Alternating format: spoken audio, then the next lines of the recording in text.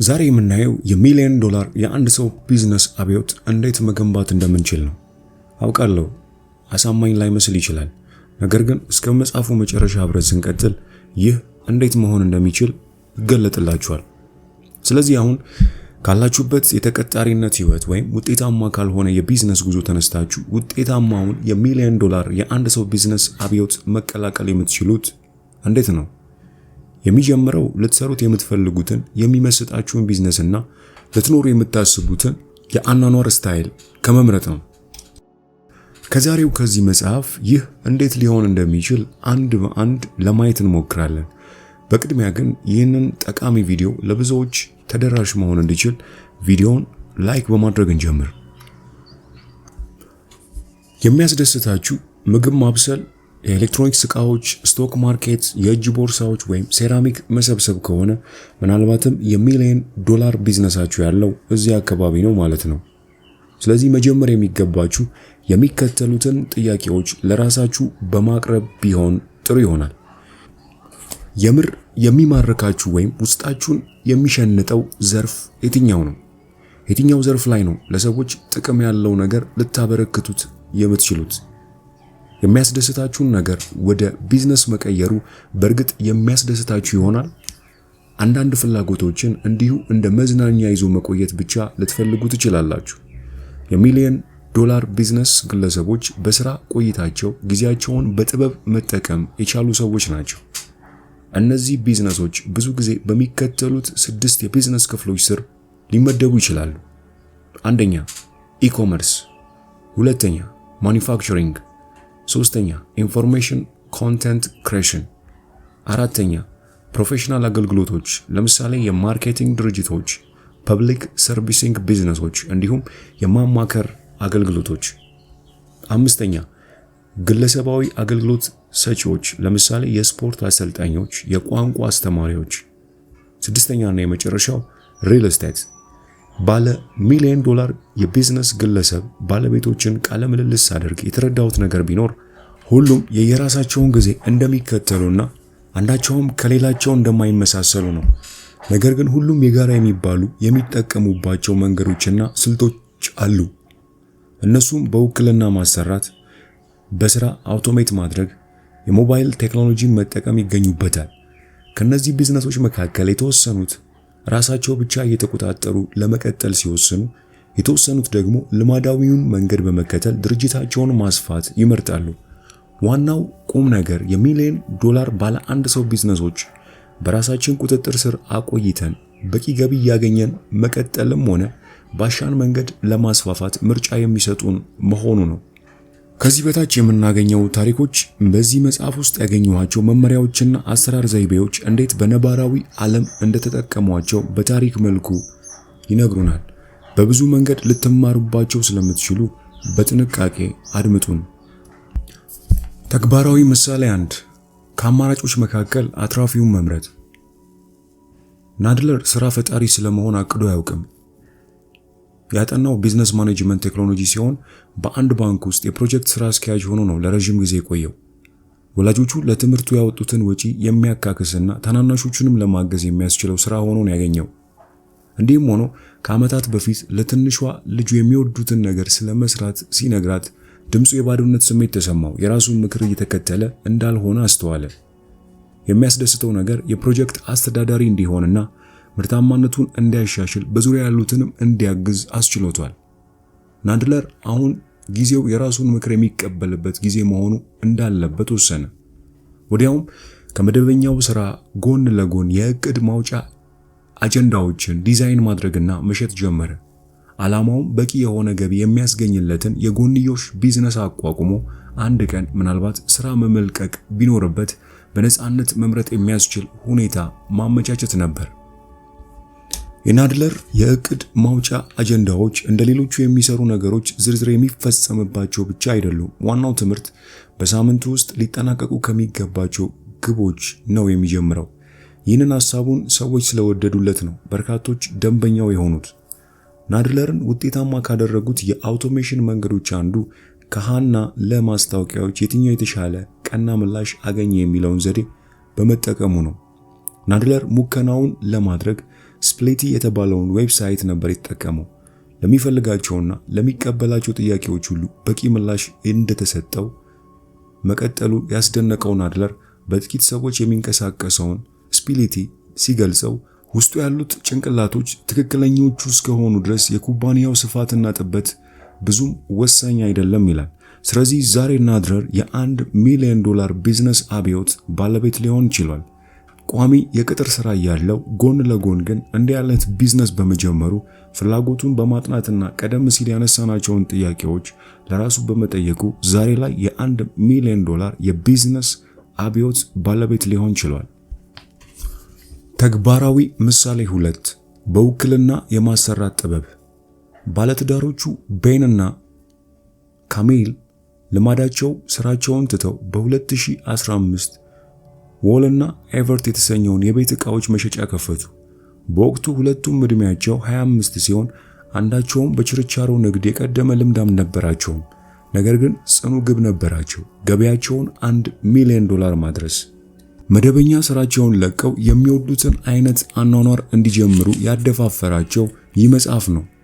ካሚል እንደምትለው መጽሐፍ ውስጥ የተቀመጡትን የምቾት ቀጠናን ሰብሮ የመውጣት ልማዶች ፍርሃቶቿን እንድታሸንፍና ከማህበረሰቡና ልማዱ ለማፈንገጥ የሚያስችላትን ወኔ እንድታገኝ በከፍተኛ ደረጃ ጠቅሞኛል ትላለች። ነገራችን ላይ ይህ መጽሐፍ በማህበራዊ ልማዶችና ሰዎች ከናንተ በሚጠብቁት ልክ ከመታሰር ነፃ እንድትወጡ ያግዟቸዋል። ስለዚህ ይህንን መጽሐፍ ሙሉን በአማርኛ የምትፈልጉ ብቻ ከታች ባለው የቴሌግራም ሊንክ ልትጽፉልን ትችላላችሁ። ወደ መጽሐፉ ስንመለስ የለውጥ ሂደቱን የተረጋጋ ለማድረግ ይህ ቤተሰብ ከመደበኛው ስራቸው ወደ ስራ ፈጠራ ያደረጉት ሽግግር ቀሰስተኛ ወይም ዘገምተኛ ነበር። ባሏ ቤን አየር ኃይል ውስጥ እንደመስራቱ ካሚል ደግሞ ሰርቲፋይድ የግለሰብ አሰልጣኝ በመሆኗ ሁለቱም እንቅስቃሴ ወዳዶች ናቸው። በመጀመሪያ ያደረጉት የመሮጫ አጋዥ ምርቶችን በኢንተርኔት ለመሸጥ ማቅረብ ነበር። የሐሳባቸው ብዙም እንደማያዋጣ ሲያረጋግጡ በግዙፉ የአሊባባ ዌብሳይት ሊሸጡት ስለሚችሉት ምርት ማሰላሰል ያዙ። ቀጥለውም ከቤት ውስጥ መዝናኛዎች ጋር በተያያዘ የኦንላይን ሱቅ መክፈት እንዳለባቸው ወሰኑ። በፍሪላንሲንግ ዌብሳይት በኩል ካገኙት የቻይና አቅራቢ $5000 የሚያወጡ ምርቶችን ለመግዛት በመጀመሪያው ዙር አዘዙ። ገንዘቡን በከፊል ከራሳቸው በከፊል ከወዳጅ ጓደኞቻቸው ያገኙት ሲሆን ይህ ሙከራቸው ባይሳካ እንኳን በቂ ትምህርት የሚቀስሙበት ሆኖ እንደሚያልፍ አስቀድመው ተማምነው ነበር። ወደ ገበያ በቀላሉ ለመግባት እንዲያስችላቸውና ለደንበኞች በቀላሉ ተደራሽ እንዲሆኑ በታዋቂው ማርኬት ፕላስ በኩል መስራት እንዳለባቸው ውሳኔ ላይ መድረሳቸው ትክክል ነበር። በአጭር ጊዜ ውስጥ በርካታ ጎብኚዎችና የሽያጭ ትዕዛዞችን ለማስተናገድ ቻሉ። ነገሮች በትክክለኛው መንገድ ለማስቀጠልና ሁሉንም ነገር እኛ እንስራው በሚል እንዳያበላሹት በማሰብ ከደንበኞች ማስተናገድ ጀምሮ ፎቶግራፍ መረጣ የመሳሰሉ በውክልና እንዲሰሩላቸው ሰዎችን ቀጠሩ። ምርቶቻቸውን አምርተው ሌብል ከማድረግ ለደንበኞች እስከ ማድረስ ያሉ በርካታ ተግባራትን በውክልና ማሰራታቸው ስራውን በሚገባ ለመቆጣጠር የሚያስችል በቂ ጊዜና ትኩረት አተረፈላቸው። ስኬታማነታቸው ቀጥለው ባለፈው ዓመት በታዋቂው ክራውድ ፊንድስ ኩባንያ ኪክስታር በኩል አዲስ ቢዝነስ ይፋ አድርገዋል። ለድርጅታቸው $108,000 ኢንቨስትመንት አግኝተው ከአንድ ዓመት በኋላ ገቢውን $1 ሚሊዮን አድርሰውታል። እነዚህ ሁሉ ነገሮች አሰራራቸውን አውቶሜት ለማድረግ ባይችሉና በውክልና የማሰራት ጥበብን ባይካኑበት ኖሮ በጭራሽ የሚታሰቡ ስኬቶች አልነበሩም። ቤን አስፈላጊው በሆነ ጉዳይ ላይ ትኩረትን ስለማድረግ ሲያረጋግጥ እንዲህ ብሏል፣ ያንን ቦታ መጠበቅ ያስፈልጋል ሲል። ተግባራዊ ምሳሌ 3 ጥቂት ረብሻዎች ይሆናል ከፍ ያለ ውጤት። የ29 ዓመቱ ዳን የብራዚል የብላክ ቤልት ባለቤት ነው። በዚህም ምክንያት የማርሻል አርት ጂም ከፍቶ በማስተዳደር ራሱን ለመደጎም የሚያስችለውን በቂ ገንዘብ እያስገኘለት ቢሆንም በ25 ዓመት ዕድሜው ከዚህ ላቅ ያለና በኢንተርኔት የሚሰራ ዓለም አቀፋዊ ቢዝነስ ላይ መሳተፍ አለብኝ በሚል ሐሳብ ድርጅቱን ሸጠው። በፈረንጆቹ በ2012 ሳይንስ ኦፍ ስኪል የተሰኘና በወርሃዊ ክፍያ የማርሻል አርት ኦንላይን ኮርሶችን የሚያቀርብ ዌብሳይት ይፋ አደረገ። እሱ ውጤታማ የማርሻል አርት ተፋላሚ በመሆኑ በርካቶች የሱን መመሪያዎች ለመከተል ወደ ዌብሳይቱ ብቅ ማለትና ደንበኛ መሆን ጀመሩ። ስኬሊንግ አፕ የተሰኘውን የቬርን ሃርኒሽ መጽሐፍ ማንበቡና ይህን መጽሐፍ በኦዲዮ በ7 ሰዓታት ጉዞ ወቅት ከጫፍ እስከ ጫፍ ማዳመጡ የሥራ ፈጠራ ጥሪውን እንዳነሳሳለት ይገልጻል። ይህንንም መጽሐፍ በመጠቀሙ ከተለመደው የገቢ ማግኛ መንገድ ወጣ ብሎ ገቢውን በከፍተኛ ደረጃ እንዲጨምር በሁለት ቁልፍ ጉዳዮች በኩል እንዳገዘው ያስባል። የመጀመሪያው ከተለመደው አይነት በቀጥተኛ ተቀጣሪዎች ላይ ያልተመሰረተ ንግድ እንዴት እንደሚመራ የተረዳ ሲሆን፣ ሁለተኛው ደግሞ ከቡድኑ ጋር እንዴት ውጤታማ በሆነ መንገድ መግባባት እንደሚችል ተረድቷል። ይህም እንደሌሎቹ እሱም የ$1 ሚሊዮን የቢዝነስ አብዮት ባለቤት እንዲሆን በመጨረሻ አስችሎታል። ተግባራዊ ምሳሌ 4 ነፃ በመውጣት ስኬታማ መሆን። ቶሮንቶ ከተማ ውስጥ የሚኖረው የ32 ዓመቱ ሶል examine.com የተሰኘውን ቢዝነሱን ከ1 ሚሊዮን በላይ ገቢ ወደሚያስገኝለት ቢዝነስነት ያሳደገው ዓለምን እየዞረ ነው። በሚፈልገው መንገድ ለመኖር የሚያስችለውን ቢዝነስ ለማቋቋም የቻለው በአንድ ጀንበር አይደለም። ለዓመታት የኦንላይን ጌሚንግ፣ የዶሜን ስሞችን፣ ሎካል ሰርች እንዲሁም ዴይሊ ዴልስ የመሳሰሉ በመሞከር ሂደት ውስጥ አሳልፏል። በመጨረሻም በዚህ መጽሐፍ ውስጥ ስለ ነፃ መውጣት የሚያወራው ምዕራፍ ህይወቱን እንደነካው፣ ህይወቱን እንደለወጠለት ያስባል። ቢሮ ውስጥ ተጣብቆ መዋልን ሰብሮ በመውጣት እየተጓዘ መስራት እንደሚችል ያሳየው ያ ክፍል ነበር። ዘመንህን ሙሉ ቢሮ ውስጥ ፈጅተህ ለመንቀሳቀስ የምትችልበት ጊዜ ከመጠበቅ ይልቅ ትናንሽ ጡረታዎችን መጠቀም የሚለውን ወርቃማ ሐሳብ አብዝቶን የወደደው ያ ጥልቅ ምት በአእምሮዬ ላይ ያደረገው የለውጥ ምት በቁጥር የማልጨርሳቸውን ተከታታይ መልካም ነገሮች አምጥቶልኛል ሲል ይገልጻል። ነፃነቱን ለማረጋገጥ መንገድ ሲያፈላልግ በየቀኑ እሱን ከሚፈልጉና ያለሱ የማይንቀሳቀሱ ከሚመስሉ ጉዳዮች ነፃ የሚያወጣው ሲስተም ማዘጋጀት እንዳለበት ተገነዘበ። በቂ የገንዘብ ፍሰት ስለነበረው የሚጓዝበት ገንዘብ ጉዳይ ዋነኛ አጀንዳው አልነበረም። እንዳይጓዝ ያደረገው የጊዜና የትኩረት አለማግኘት ነበር። ምንም እንኳን ሶል ቀደም ሲል ከዚህ በፊት የተወሰኑ ስራዎችን በውክልና ሲያሰራ የነበረ ቢሆንም ይህንን መጽሐፍ ካነበበ በኋላ በርካታ የዕለት ተዕለት እንቅስቃሴዎቹን በውክልና ማሰራትና ትርፍ ጊዜን፣ ትኩረትን ማግኘት እንደሚችል ወለል ብሎ ታየው። እንዲህ ሲል ይገልጸዋል። ለዓመታት ስገነባው የቆየሁት ቢዝነሴን የምክትሌ እጅ ላይ አስቀምጬ የኔን የሥራ ዘርፍ ገደልኩትና ብድግ ብዬ ዓለምን መዞር ጀመርኩ። በወቅቱ የኢንተርኔት ዋጋ በጣም ከፍተኛ በመሆኑ ለሰራ ብፈልግም የምሰራበት አካባቢ አላገኘውም። ምንም እንኳን ሶል ከዓመታት በኋላ ምክትል የነበረው ሰው ወደ ሌሎች ቢዝነሶች ቢያማትርም ድርጅቱ ከማደግና ከመስፋት ያገደው ነገር አልነበረም። በሚሊዮኖች የሚቆጠሩ ጎብኚዎች ያሉት examine.com የሚያስተዳድረው አሁን ላይ በውክልና ሲሆን ሶልን ልማዳዊ መንገድን በመጠቀም መሬት ላይ የተወሰኑ ቀጣሪዎች እንዲኖሩት አድርጎ ለማስፋት ድርጅቱን አቅዷል። በአጭሩ የ$1 ሚሊዮን ቢዝነስ ባለቤት አብዮት እንዲሆን አድርጎታል። ተግባራዊ ምሳሌ 5 ስለ ማስፋፋትና ትርፋማነት። ጄሰን ማስተር ማይንድ ቶክስ የተሰኘ የተመረጡ ሥራ ፈጣሪዎች የተሳተፉበት ዓመታዊ መድረክ ያዘጋጃል። ተሳታፊዎቹ የሚመረጡት በአፕሊኬሽን በኩል በሚያቀርቡት ማመልከቻ ሲሆን 50 ሰዎች ለሚመረጡበት ሂደት ከ4000 እስከ 5000 ሰዎች ያመለክታሉ። ይህ ዘ 4 Hour Work Week መጽሐፍ ላይ ባነበበው መሰረት ሂደቱን ምርጥና ምጥን ያለ ውጤታማ ማድረግ እንዳለበት ተረዳ። መጽሐፉን በ2008 ሲያነበው ለ3 ዓመታት ቢዝነስ ውስጥ መቆየቱን አስታውሶ መጽሐፍ ውስጥ የተጠቀሰ አንድ ተረት ሲያነብ የተለየ ስሜት ተሰማው። ይህ ስሜት እንደተሰማው ህይወቱን በከፍተኛ ሁኔታ እንደቀየረለት ይናገራል። እንዲህ ሲል ታሪኩን ሳነበው የተሰማኝ ነገር እኔም ረፍት አልባ የሆነ ህይወት እየመራው እንደሆነ ነው።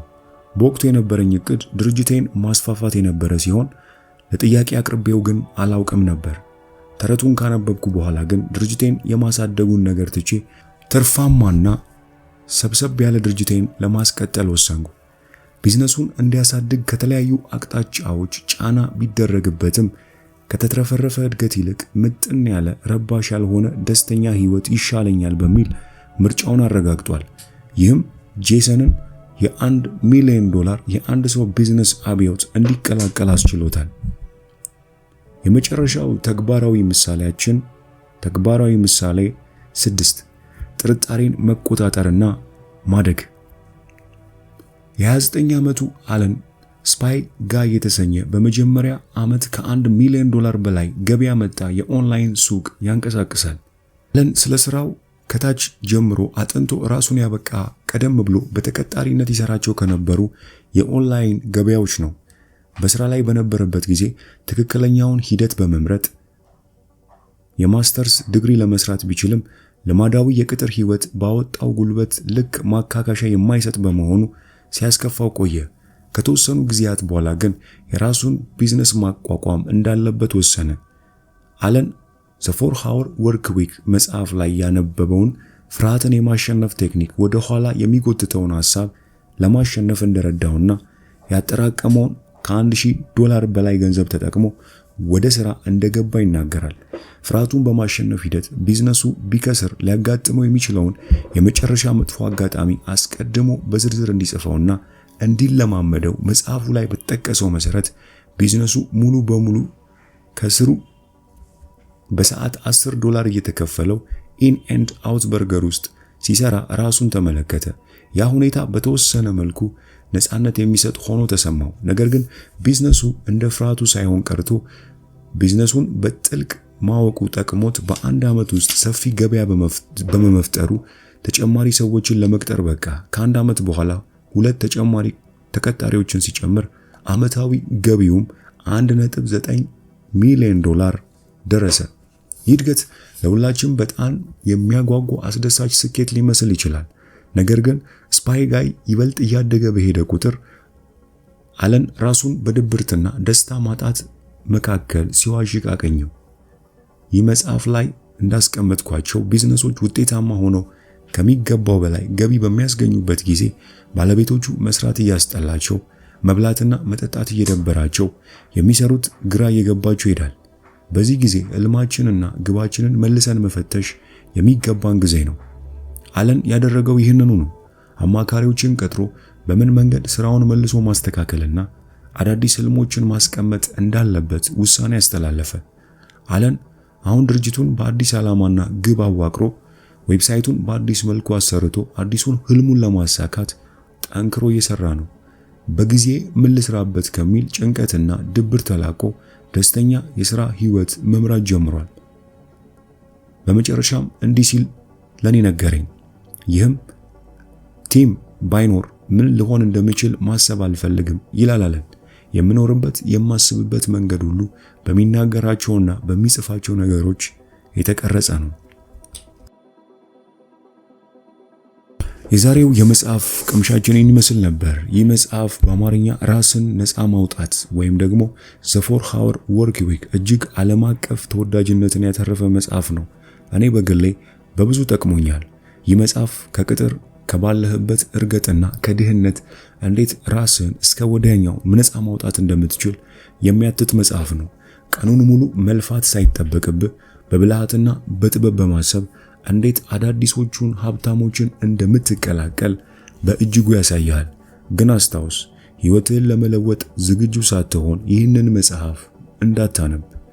እንደ አህያ መልፋቴን ትቼ እንዴት በጥበብ ሀብታም ልሁን ብላችሁ የምትጠይቁ ሰዎች ይህንን መጽሐፍ ዛሬውኑ ገዝታችሁ እንድታነቡት ወይም ደግሞ ከታች ባለው የቴሌግራም ሊንክ አድራሻ እንድትጽፉልን ጋብዛችኋለሁ። ይህ መጽሐፍ ጡረታ ስወጣ አርፋለሁ፣ ጡረታ ስወጣ ህይወቴን አጣጥማለሁ የሚል የድሮ ሰዎችን አስተሳሰብ አሁኑኑ እንድትጥሉ ያስተምራችኋል። በዚህ ኢኮኖሚው እንደ ማዕበል በሚናጋበት ዘመን ስለምንም ነገር እርግጠኛ መሆን አንችልም።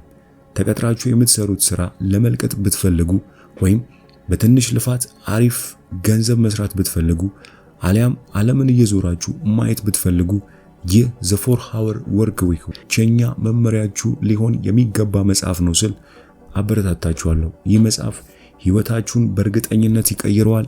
በጥንቃቄም እንድታነቡ ትጋብዛችኋለሁ። ይህንን መጽሐፍ ማንበብ በገበያችሁ ላይ ከፊት ለፊት የተወሰኑ ዜሮችን እንደመጨመር ነው። የምትመኙት ህይወት ከ20 እና 30 ዓመት በኋላ ሳይሆን ዛሬውኑ መኖር የምትፈልጉ ከሆነ ይህንን መጽሐፍ አሁኑኑ ከታች ባለው የቴሌግራም ሊንክ አድራሻ ኦርደር እንድታደርጉ አሳስባችኋለሁ። ይህ ጠቃሚ ቪዲዮ ለብዙ ወንድም እህቶቻችን እንዲደርስ ደግሞ ቪዲዮውን ላይክ በማድረግ ይህንን ድንቅ ቤተሰብ ደግሞ ሰብስክራይብ በማድረግ እንድትቀላቀሉን ጋብዛችኋለሁ።